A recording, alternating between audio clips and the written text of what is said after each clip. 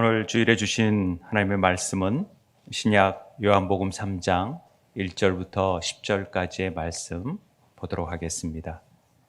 요한복음 3장 1절부터 10절입니다. 신약, 제가 가진 성경은 145쪽이네요. 신약 145쪽. 요한복음 3장 1절부터 10절 말씀입니다. 교독하도록 하겠습니다. 제가 먼저 읽겠습니다. 그런데 바리새인 중에 니고데모라 하는 사람이 있으니 유대인의 지도자라.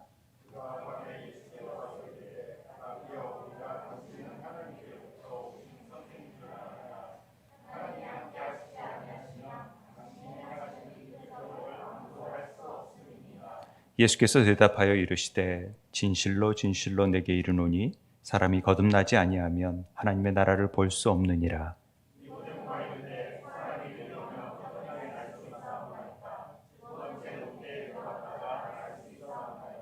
예수께서 대답하시되 진실로 진실로 내게 이르노니 사람이 물과 성령으로 나지 아니하면 하나님의 나라를 들어갈 수 없느니라. 내가 내게 거듭나야 하겠다 하는 말을 놀랍게 여기지 말라.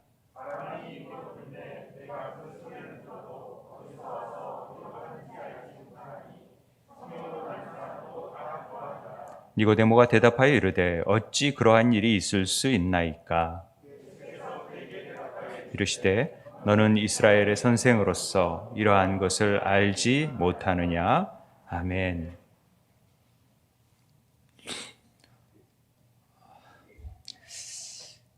우리 그리스도인들이 해서는 안 될 질문 같은 게 요즘 뭐냐면 당신 구원받았습니까? 혹은 거듭났습니까? 하는 문제는 아주 서로 거꾸로운 문제입니다. 그걸 누가 그런 걸 물어봐가지고 사실 이렇게 곤란하게 만드냐. 말하기도 참 애매한 부분들인데 이런 말 할 수 있지 않겠습니까? 혹시 구원받았습니까? 하면은 마치 구원파인 것처럼 오해당할 수 있는 부분인데 저는 굉장히 중요한 질문이라고 생각을 합니다. 우리 삶에 있어서 정말 거듭났는가? 아니면 정말 내가 구원받았는가 하는 문제는 언제 어디든 이 문제가 늘 우리 삶 속에서 내가 진정 거듭난 인생을 살고 있는지를 점검하는 것은 아주 중요한 문제라고 생각을 합니다. 만약 하나님 앞에 우리가 갔을 때 주님 하고 불렀는데 넌 누구니? 나 너 모르는데 하면은 얼마나 그것처럼 정말 황망한 일이 어디 있겠습니까? 저 열심히 교회 다니고 예수 믿었거든요. 근데 난 너 모르는데 이런 일은 없어야 되지 않겠습니까? 그래서 우리가 오늘 다시 한번 이 거듭나는 문제 수없이 많이 들어봤고 또 이 요한복음 3장의 니고데모 대화는 아마 교회를 첫 다니면은 성경 공부하는데 늘 하던 공부인 것을 생각나게 하는 부분인데 이 거듭남의 문제와 그걸 통해서 하나님 나라를 보고 들어가는 문제가 어떻게 연결되는지를 한번 생각해 보기를 원합니다. 오늘 한 사람이 등장을 합니다.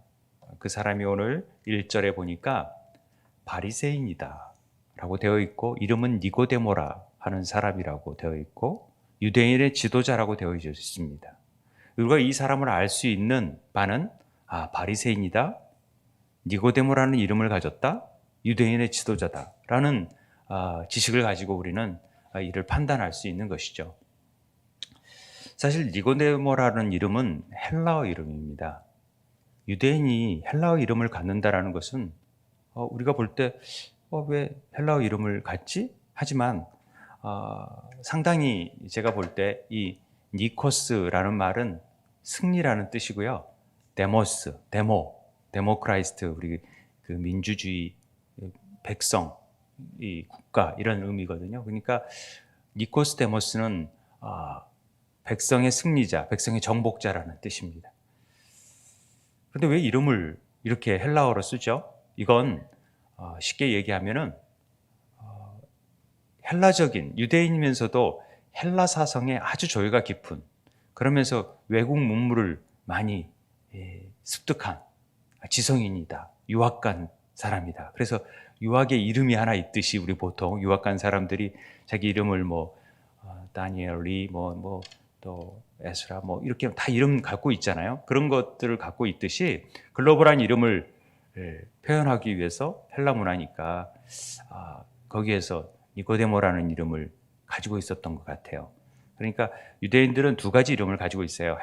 히브리어 이름을 가지고 있고 헬라 이름을 가지고 있는데 여기서 니고데모라고 부르는 것은 그만큼 굉장히 지식적으로도 헬라적인 영향력을 끼친 사람이라고 우리는 알 수 있습니다. 리처드 보쿰이라는 학자는 이 니고데모를 연구하면서 이 사람이 그 구리온 가문, 즉 하스모니안 시대 때 전쟁 영웅의 가문이었다라는 추적을 하게 됩니다. 이 말은 아주 유대인 사회에서는 뛰어난 가문이다 이렇게 보시면 됩니다. 그리고 아버지가 그 이름을 지었다라는 것은 아마도 굉장히 특출하고 또 우리 가문을 일으켜 세우고 이 가문을 통해서 이 나라가 세워질 수 있는 어떤 그런 은혜를 구했던 자였던 것 같습니다. 대단히 우리가 이렇게 좀 뛰어난 사람으로 보여질 수 있죠. 그런데 바리새인이에요. 그러면 유대인의 율법에 정통한 사람으로 여겨져야 되는 거예요. 그러면서도 우리는 바리새인에 대한 약간의 거부감이 있지만은 그 당시에 바리새인들은 가장 신앙적이고 신앙심이 깊고 열심이고 하나님을 섬기는 일에 다른 사람들과 좀 구별되어져. 그래서 바리새라는 말은 구별되다라는 뜻이거든요. 그러니까 구별되어질 정도로 사람들에게는 저 사람은 존경과 신망이 두터운 사람 이렇게 인식이 되어질 정도로 니고데모는 바리새인이었다. 그러니까 이제 바울도 바리새인 중에 바리새인 이런 표현을 쓰지 않습니까? 나 그런 사람이었다 이렇게 얘기하는 거죠. 율법의 조항을 하나도 어김없이 613가지의 조항을 잘 지켜왔던 사람 이렇게 보여질 수 있습니다. 그러니까 도덕적 윤리적으로 흠이 없는 사람으로 우리는 보여질 수 있고 존경까지도 받는 사람이라고 여겨질 수 있습니다. 그러기에 유대 지도자라고 할 수 있죠. 유대인의 지도자라는 것은 그런 사람들이 모여 있는 것이죠. 보통 우리가 산헤드린 공회라고 유대인들의 국회와 같은 곳에서 어떤 역할이냐, 오히려 그 국회는 사법권과 또 정치권, 다 종교권까지도 가지고 있어요. 그래서 정치와 종교를 통합했던, 그러니까 우리나라로 보면은 대법원이면서 종교 지도자이면서 여러 가지 의미를 가지고 있는 분이라고 볼 수 있죠. 그러니까 대법원 판사 같은 직위를 가지고 있다 이렇게 보면 되겠습니다. 쉽게 설명을 하자면요. 그러니까 이 사람은 지성인의 대표이고 엘리트 중에 엘리트이고 아주 뛰어난 사람 중에 하나로 여겨질 수 있습니다. 우리는 이런 사람 부러워하잖아요. 우리 자녀들이 이렇게 되고 싶어 하잖아요. 이런 권력, 이런 부, 이런 지식 갖기를 다 원해요. 내 자녀들이 그렇게 되기를 원하죠. 안 그렇습니까? 별로 안 그런 것 같이 얘기하시는 것 같이 보여지는데 사실 우리 막 그런 걸 소망하죠.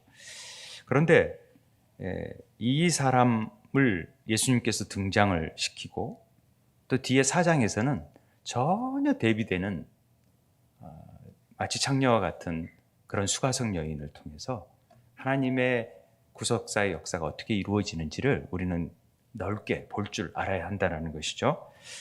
이제 그가 예수님을 찾아옵니다. 이 니고데모라는 사람이 찾아와서 묻습니다. 밤에 찾아와 가지고 라비어, 우리가 당신은 하나님께로부터 오신 선생이다 인 줄을 안다. 대단히 놀라운 고백이죠. 하나님께로부터 왔다라는 것을 아는 거죠. 그리고 하나님이 함께하지 않으면, 하나님이 함께한다라는 것은 임마누엘이라는 뜻이잖아요. 하나님이 함께하지 않으면 이런 표적이 나올 수 없는데, 이런 표적을 행하는 것 보니까 하나님이 함께하시는 사람인데 당신 놀랍습니다. 이런 표현을 하고 있습니다. 이런 말을 들으면 니고데모가 굉장히 겸손하였다라고 볼 수 있습니다. 우리가 그렇게 보여지잖아요.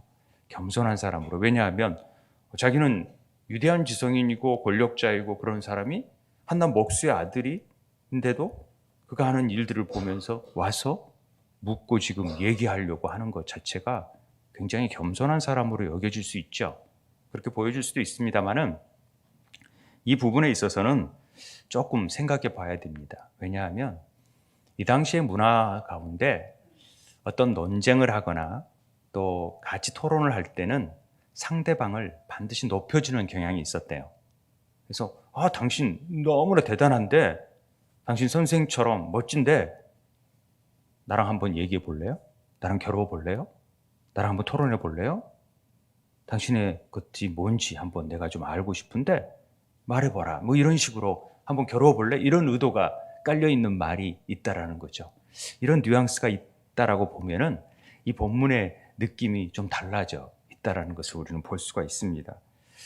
왜 이 부분이 우리가 이 부분을 인지하는 게 중요하냐면, 니고데모가 정말로 진리에 대한 갈급함으로 온 것인지 아니면 어떤 목적을 위해서 온 것인지, 이런 부분을 확인하는 것은 너무나도 중요한 일이기 때문에 그렇습니다. 뭔가 특별한 하나님으로부터 어떤 행하는 표적 같은 것들을 보면서 뭔가 있다라는 것은 인식을 하는데, 그런 인식이 자기 삶에 변화를 가져오거나 뭔가 획기적인 것보다는 뭔가 내가 모르는 부분이 있어? 어떤 게 이게 나오는 거지? 라는 어떤 약간의 그 교만함도 있고 낮춰보려는 것도 있고 겨뤄보려는 그런 마음들이 좀 있었다라는 것을 우리는 볼 수 있습니다. 왜냐하면은 우리가 바로 이 앞에 23절에서 25절까지의 3장의 내용이 그런데 라는 말이 나오는 것은 영향을 받는 거거든요. 그 앞에 부분이 어떤 내용이 나오냐면 23절, 24절에 보면은 6월절에 예수께서 예루살렘에 계시니 많은 사람이 그의 행하시는 표적을 보고 그의 이름을 믿었다, 이렇게 되어 있습니다. 이 믿었다라는 말이 피스티오라는 believe, 믿다라는 뜻인데, 그런데 예수는 그의 몸을 그들에게 의탁하지 아니하셨다. 이 말은 의탁하다라는 말도 똑같은 피스티어예요. 그러니까 그들을 믿지 않았어요. 예수님의 표적을 보고 막 오는 사람들이 야, 예수님 이런 표적을 행하다니 하고 막 사람들이 왔는데, 그리고 그 이름을 믿었다고 하니까 믿은 건 좋은 거잖아요. 믿는 일들이 얼마나 놀라운 일이에요. 그런데 예수님은 그들을 믿지 않았어요. 왜? 친히 그 마음, 모든 사람을, 그 마음의 중심을 아신 거죠. 뭐 때문에 온지를 아는 거죠. 정말 진리에 대한 갈급함, 하나님의 아들에 대한 믿음, 이런 것으로 오는 것보다는 사람들이 오병이의 기적, 병자를 고치는 기적, 그런 표면적인 일들의 기적만 보고 왔다라는 것을 예수님께서 아신 것이죠. 그래서 니고데모 역시도 이런 표적을 보고 왔다라는 사실을 금방 깨달았음을 볼 수 있습니다. 그러니까 예수를 믿는다고 하지만은 사실 참된 믿음의 자리에 도달하지 못했다라는 것을 우리는 알 수 있습니다. 그래서 의탁하지 않았다라는, 믿지 않았다라는 말을 하는 것입니다. 이런 표적을 보고 믿는 사람들이 꽤 있어요. 요즘에도 그렇잖아요. 그러다 보면은 내가 원하는, 기대하고 그게 이루어지지 않았을 때 실망하잖아요. 하나님이 나를 병을 고쳐줄 줄 알고 예수님이 그런 병을 고쳐주신대 하고 왔는데 병이 안 고쳐져요. 그러면 실망해요. 내 사업을 형통케 하려고 왔는데 그게 안 돼요. 내 문제를 해결해 준다고 해서 왔는데 예수님은 다 해결해 주신다고 했는데 안 되네? 일이 더 어렵게 되네? 더 어려운 일이 찾아오네? 그러면 실망하게 된다라는 거죠. 그러니까 이런 표적을 보고 온다라는 것이 나쁜 건 아니지만은 그런 표적 자체가 내 욕망을 그 예수님께 투사해서 프로젝트 해가지고 그걸 통해서 내 만족을 추구하려고 하는 자기 중심성이 있었다라는 것을 예수님이 보신 것이죠. 그래서 모든 욕망에는 자기 중심성이 있거든요.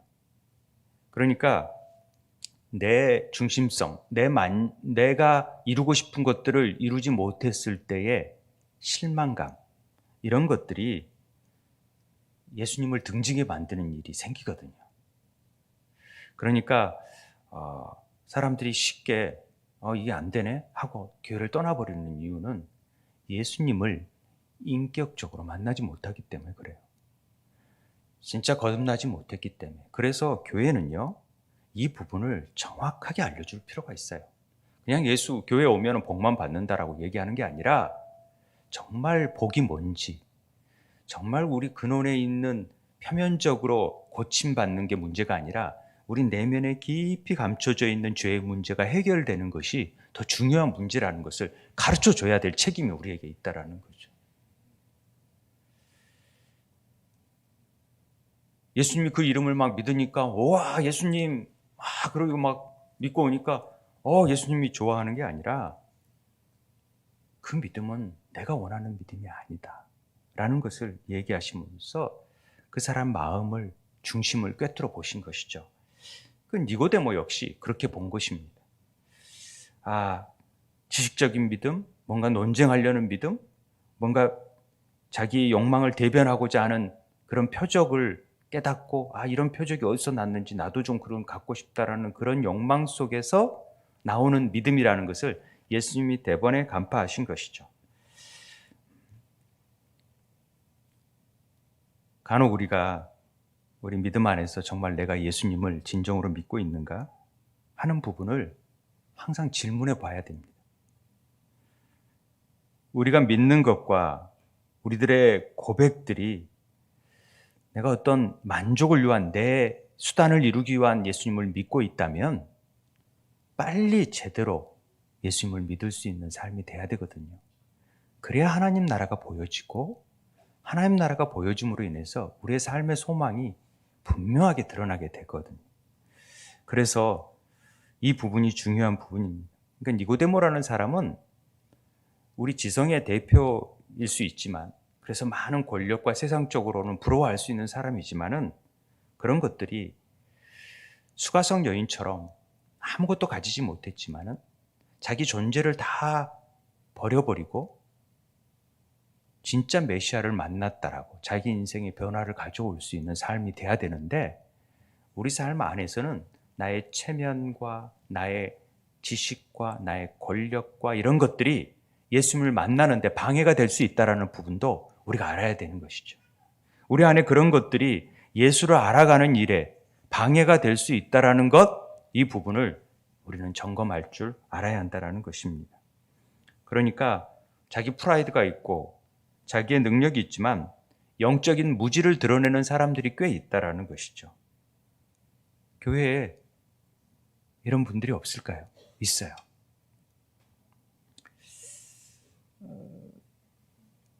제가 좀 자의적으로 해석하는 부분이 아니라는 것을 요한복음에서는 정확하게 니고데모의 영적 상태를 알려주는 말이 있습니다. 그것이 바로 밤이라는 단어입니다. 그가 밤에 예수께 와서 이르렀잖아요.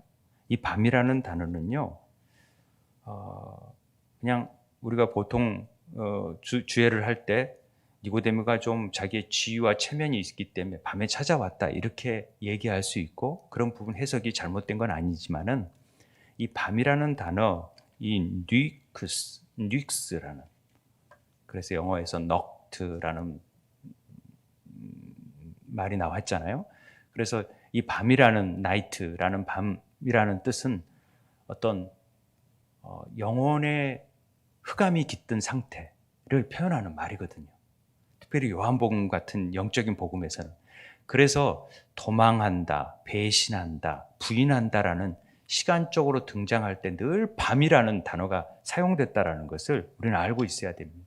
성경을 읽을 때 밤, 그러면 이 안에 뭔가 도망, 배신, 이 부인의 어두움에 깃들어 있는 상태라는 것을 볼 줄 알아야 돼요. 그러니까 사도행전에서 사울이 밤에 도망을 가잖아요.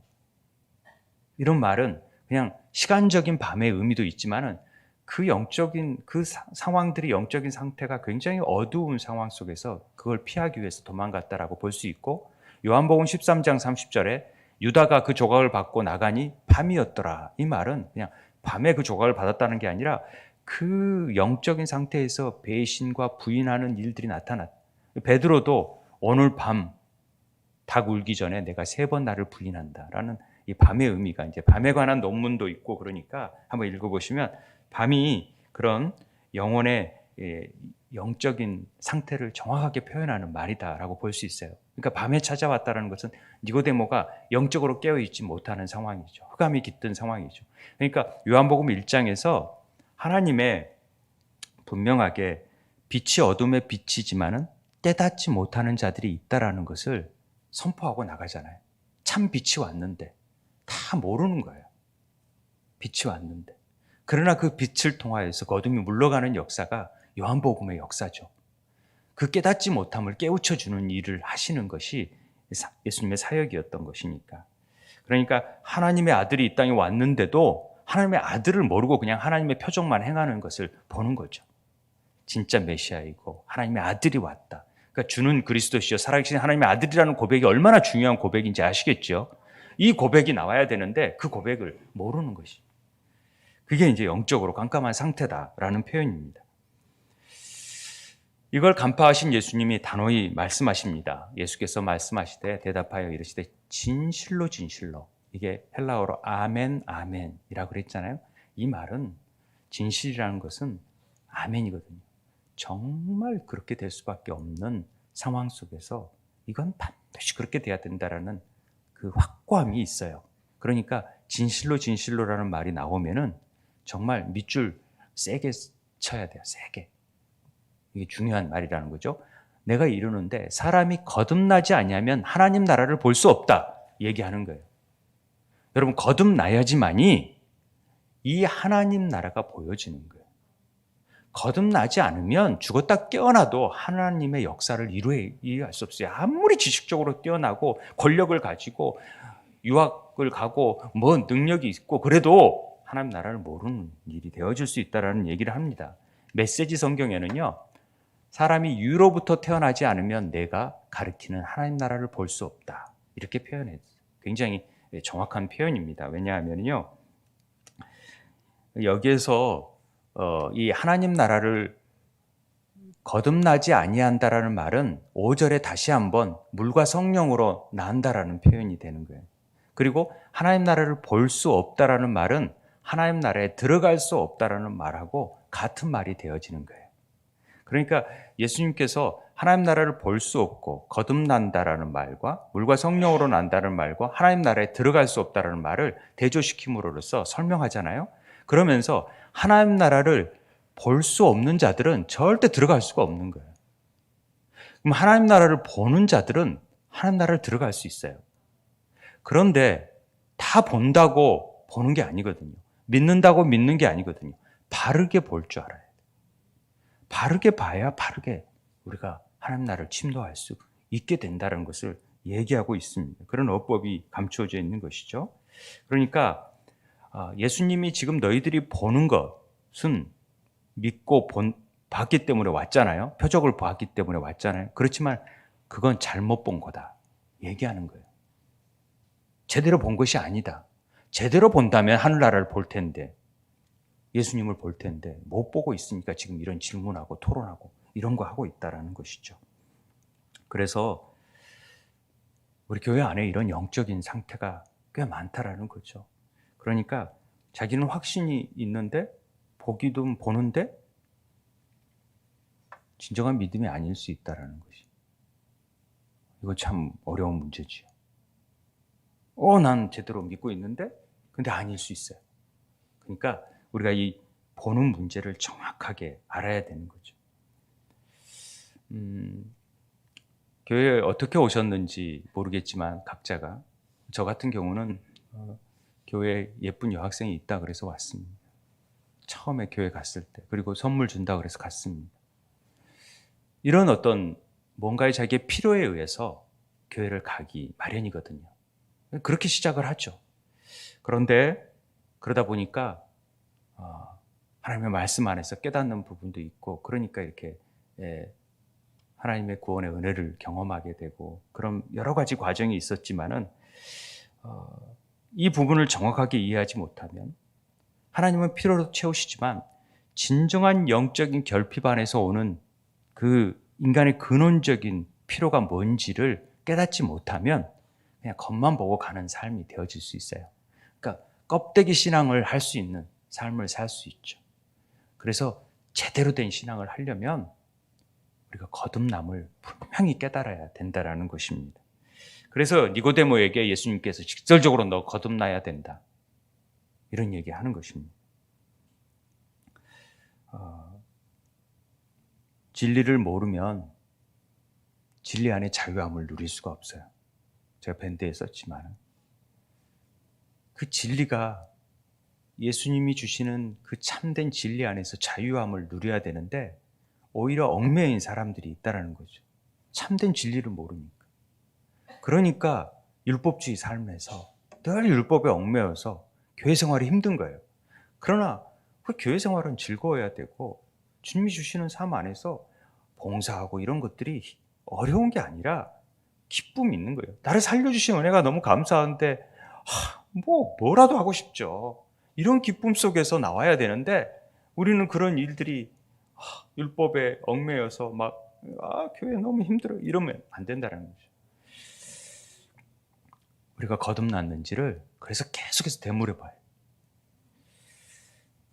우리는 종교적인 자리에 머물러 있지 않는지를 돌아볼 필요가 있습니다. 오늘 우리에게 이 거듭났니? 너 진정? 이 질문이 모두에게 해야 되는 질문이라고 여겨집니다. 니고데모는 당황했습니다. 아니, 이게 무슨 소리야? 나름 자부심을 가지고 있는데 내가 하나님 나라를 못 봐? 들어갈 수 없어? 유대인인데 나 선택받은 민족이고 바리새인인데 내가 성경을 알아도 더 많이 아는데 뭔 소리 하는 거야? 니고데모가 물어봅니다. 아니, 말이 됩니까? 어떻게 해야 사람이 늙으면 어떻게 날 수 있사옵나이까? 두 번째로 모태에 들어갔다가 어떻게 납니까? 말이 돼야죠. 시간적인 개념으로 자기 나름대로 생각하. 이게 최고의 지성인이 하는 얘기입니다. 이럴 수 있어요. 믿지 않는 사람들이 하나님의 영에 거듭나지 못하면 어떤 소리를 하는 것들이 우리로서는 답답할 수밖에 없는 얘기를 하고 있는 경우가 많잖아요. 예전 로이드 존스 목사님이 웨스트민스터에서 사역을 하셨잖아요.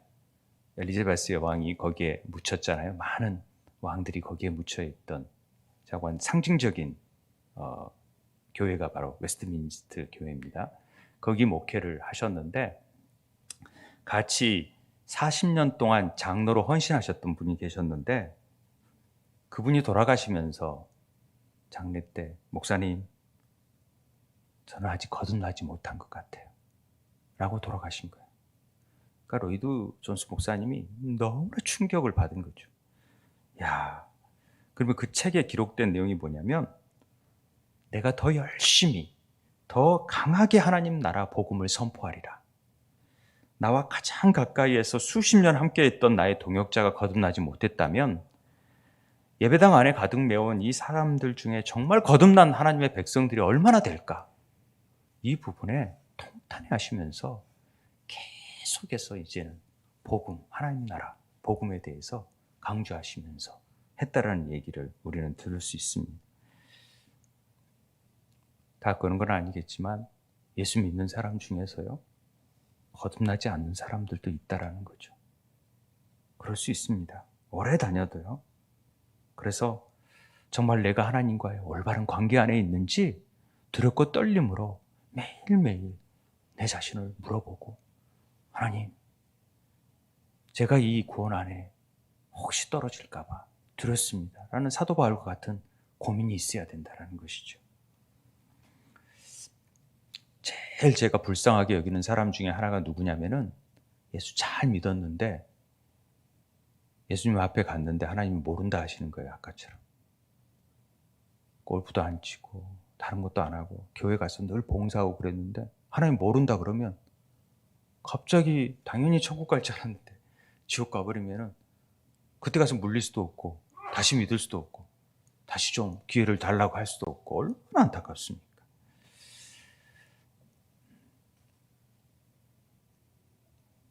저 역시 목회자로서 이걸 묻지 않는다면은 너 뭐하고 왔냐 그랬을 때 제가 책망받을 일이잖아요.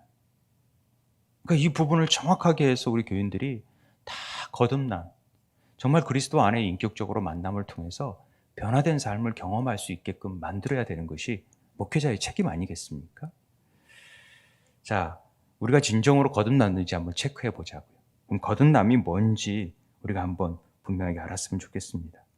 이 거듭남이라는 것은 교도소에 갔다가 새로 갱신해서 하는 문제라든지 술을 끊어가지고 내가 이제 새로운 사람이 됐다, 거듭났다, 뭐 정치계에서 곧잘 거듭났다, 교육계에서 우리가 다시 거듭났다 이런 표현을 씁니다마는 이런 도덕적이나 윤리적 차원의 거듭남하고는 거리가 멉니다. 우리가 말하는 거듭남이라는 단어는요, 완전한 변화입니다. 새로운 창조를 얘기하는 것입니다. 이해되세요? 여기서 보시죠. 거듭나지 아니하면 하나님 나라를 볼 수 없다. 이 거듭난다라는 표현은요, 헬라어로 아노덴이라는 뜻입니다. 아노덴은 다시 새롭게 나지 아니하면, 다시 나지 아니하면, 처음부터 나지 아니하면, 위로부터 나지 아니하면 이런 뜻이 있습니다. 그리고 난다라는 표현은 뭐 우리가 그냥 낳다, 아버지가 되다라는 애를 낳다라는 표현, 겟나오라는 뜻인데요. 겟나오 아노덴이라는 말은 이 아노덴이라는 말을 잘 주의 있게 볼 필요가 있어요. 아노덴이라는 말은 아까 다시라는 뜻도 있지만 두 번째로 위로부터, 하늘로부터라는 뜻이 있어요. 그러니까 다시 태어난다는 것은 반드시 위로부터 태어나야 돼요. 그리고 근원부터 바꿔줘야 되는 거예요. 처음부터. 시간의 계속성이 전제된 말이에요. 이 말들은. 그리고 수동태예요. 이건 자기가 능동적으로 할 수 있는 일이 아니에요. 우리가 능동적으로 나 이건희 회장 가문에 태어나고 싶어 한다고 할 수 있어요? 못하잖아요. 하나님이 태어나게 한 대로 낳을 수밖에 없죠. 그러니까 구원은요, 이 거듭남은요, 전적인 하나님의 은혜예요. 우리가 어떻게 할 수가 없어요. 그래서 그러면 어떻게 우리가 이 거듭남을 확인해야 되는가? 어떻게 해야 되는가 하는 부분이 문제죠. 그러니까 계속적으로 되어질 일이지 한 번 거듭나고 될 일은 아니라는 것을 우리에게 가르쳐주는 말이 되어질 수 있습니다. 그러면 이 거듭남이라는 말은 뭐냐? 바로 본래 근원대로 하나님의 형상으로 되어진 존재로 다시 창조된다는 의미가 담겨져 있어요. 그러니까 본래의 창조로 새롭게 되어진다.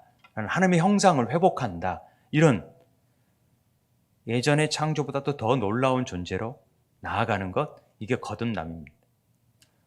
생명의 삶 가운데 원숭이는 아무리 사람 흉내를 내고 담배를 피고 자전거를 타고 그래도 원숭이인 거예요. 그러나 사람은 아무리 돼지같이 술을 먹고 개차반으로 굴어도 사람이라 그래요. 왜요? 사람에게서 태어났기 때문에. 원숭이는 원숭이에 태어났기 때문에.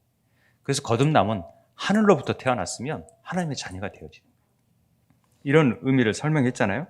그러니까 구원은 미완료예요. 딱 완료 끝나는 게 아니라 계속해서 이루어지는 거죠. 그래서 받는 구원, 받을 구원이 되어진다는 얘기를 했죠.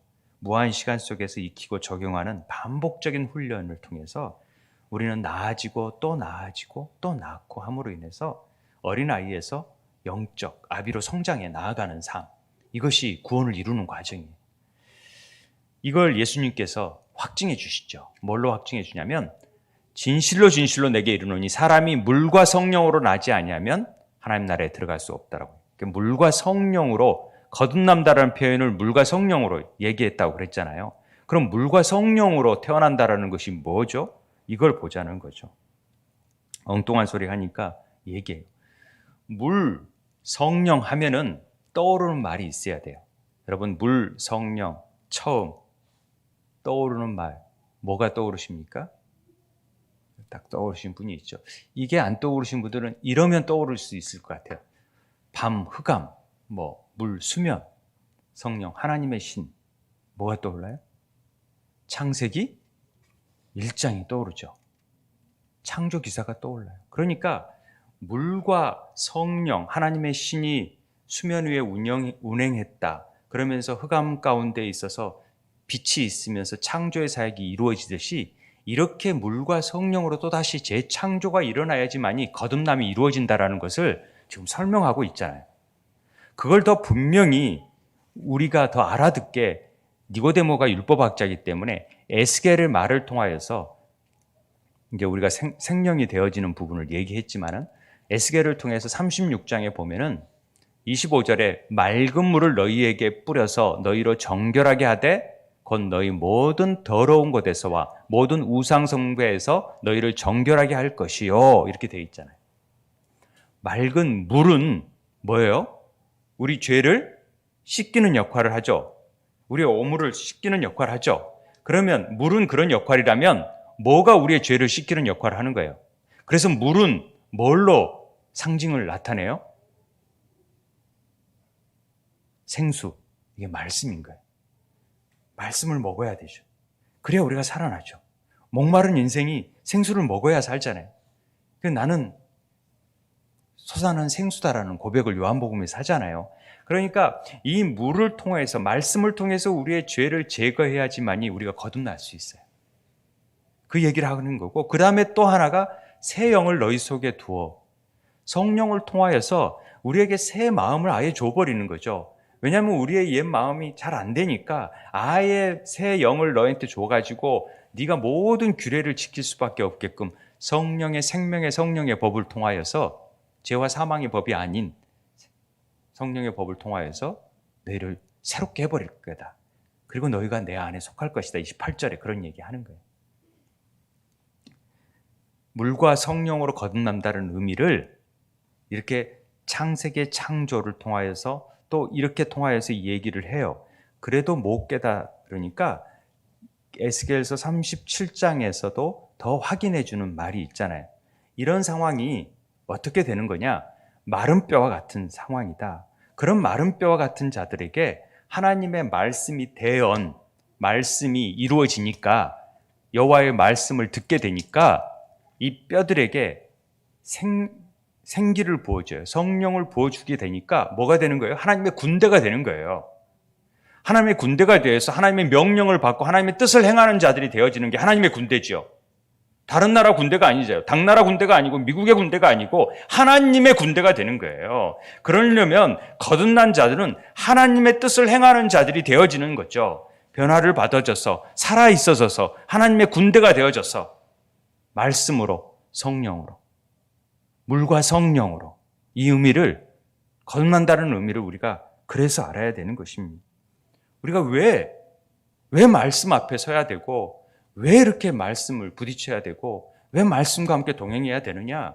이 말씀이 아니고서는 우리의 죄를 씻을 수가 없어요. 변화시킬 수가 없어요. 살아있는 하나님의 말씀만이 우리의 영과 혼과 관절과 골수를 찔러 쪼개며 변화를 일으킬 수 있어요. 다른 걸로는 절대 우리의 죄를 제거할 수가 없어요. 그리고 성령의 능력이 임하지 않고서는 이게 이루어지지 않는다는 거죠. 그 빛의 조명을 통하여서 말씀이 깨달아지고 확증되고, 그래야 어두움이 물러가는 거예요. 그래야 새벽이 오는 거예요. 그래야 하나님의 역사가 이루어지는 거예요. 이런 은혜가 있게 되길 바랍니다. 우리 삶에 왜 말씀하는지도 모르니까, 또 왜 성령을 충만하게 받아야 되는지를 깨닫지 못하니까, 하나님 나라를 보지 못하니까 우리 안에 기쁨이 없고 평안이 없고 감격이 없는 거예요. 이 거듭남에 대해서 니고데모에게 구약을 통해서 알려주죠. 물과 성령이라는 말이 이런 의미가 있다는 것을 깨닫혀 주면서도 깨닫지 다시 못하니까 확정적으로 육으로 난 것은 육인데 영으로 난 것이어야 영이다 얘기하는 겁니다. 그래서 내가 거듭나야 하겠다는 말을 놀랍게 여기지 말라. 다 이미 알려준 말이고 네가 깨달을 수 있는 말이다. 영으로 난 것은 영이다라는 말은 하나님과의 영적인 교통이 있어야 된다라는 얘기예요. 하나님이 영이신데 우리가 하나님 영으로 예배하는 자가 돼야 돼요. 영적인 교통이 있어야 돼요. 영으로 난 자들은 그 영의 음성을 듣고 영으로 얘기할 수 있어야 돼요. 다시 말해서 내 안에 영이 살아있기 때문에 영이 제 기능을 발휘한다라고 볼 수 있어요. 쉽게 이야기하면 하나님과 말이 통하는 사람이 돼요. 하나님의 뜻을 이제 알게 되죠. 하나님, 고난이요? 역경이요? 두려움이요? 지금 어려움이요? 이거 나에게 재앙이 아니고 희망이라는 것을 압니다. 저는 이게 소망이라는 걸 압니다. 하나님 저를 이 일을 통하여서 더 저를 단단하게 하는 것을 압니다. 제가 더 기뻐할게요. 더 감사할게요. 하나님 더 찬양할게요. 하나님의 코드를 알아요. 하나님의 뜻을 알아요. 하나님이 원하시는 바가 뭔지를 아는 거예요. 그래서 더 하나님 앞에 엎드릴 수 있어요. 그리고 하나님 기뻐하시는 예배를 드릴 수 있어요. 하나님 이런 고난을 주셔서 감사. 이런 고난이 나에게 유익이 되게 하시니 감사. 이제 귀로 들었는데 이제 눈으로 볼 수 있어서 하나님 감사합니다. 이런 고백이 울려 퍼져야 된다는 것이죠. 구원은 참 놀랍습니다. 놀라운 신비예요. 그래서요, 바람이 임으로 불 때 그 소리는 들어도 어디서 왔는지 잘 몰라요. 성령으로 난 사람도 다 그렇잖아요. 잘 몰라요, 사람들이. 어떻게 이루어진지, 거듭남이 어떻게 이루어진지. 그런데요, 분명한 것은 바람은요, 느껴요. 알아요. 사시나무 떨디 사시나무가 막 은색으로 막 뒤에 표면이 막 비치니까 막 바짝바짝 빛나잖아요. 흔들리는 거 보면 바람이 불고 있구나 라는 걸 알잖아요. 그 삶 속에서 그 사람이 거듭난지 아닌지는 금방 알 수 있어요. 그 삶의 변화가 나타나니까. 물론 그것이 처음인 사람이 있고 진행되는 경우도 있고 아주 진행이 많이 되어진, 자꾸 진행하니까 좀 그렇지만은 자꾸 되어진 사람들이 있다라는 거죠. 그걸 보면서 우리는 알 수 있어요. 저 사람이 그래도 하나님 앞에 변화되어지고 이루어지고 있구나라는 것들을 아는 사람이 있고, 아무리 오래 다녔는데도 늘 변화가 없는 사람은 정말 이런 부분에 있어서 내 자신이 왜 나는 이런 변화가 일어나지 않는 거에 대한 거룩한 분노와 거룩한 고백이 있어야 돼요. 그래서 금식하고 사업 위해서 금식하는 게 아니라 이런 문제 때문에 금식하고 하나님 앞에 매달리고 그래야 하는 문이 열려지죠. 그리고 하나님과의 인격적인 고백 가운데서 진짜 하나님을 만나고 우리 인생에 주어진 연한 동안에 우리에게 주어진 소망이 뭔지를 발견하고 하나님 앞에 엎드리고 하나님 앞에 부여잡고 이 인생 새롭게 하나님 창조의 뜻대로 하나님 살아보겠다라고 고백하는 심령들이 되어지죠.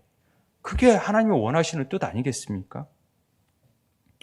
구원은 놀라운 신비예요. 이걸 잘 몰라요. 어디서 왔는지 어디로 가는지 알지 못해요. 그러나 하나님은 알아요, 다. 이 말이 그 연회장에 물로 된 포도주의 역사를 보면서 이게 어디서 났는지 전혀 모르잖아요, 사람들은. 그런데 변화가 나타나요. 하나님의 구원의 신비가 놀라워요. 그런데 이 어디서 났는지 알지 못하는 이 말의 본질적인 뜻은 뭐냐면 신비로운 일이다라는 거 이전에 이 구원의 주체는 하나님이 하신다. 너희들은 몰라도 내가 다 이룬다. 그 주체는 하나님이시다라는 것을 말하는 말이라는 것이죠.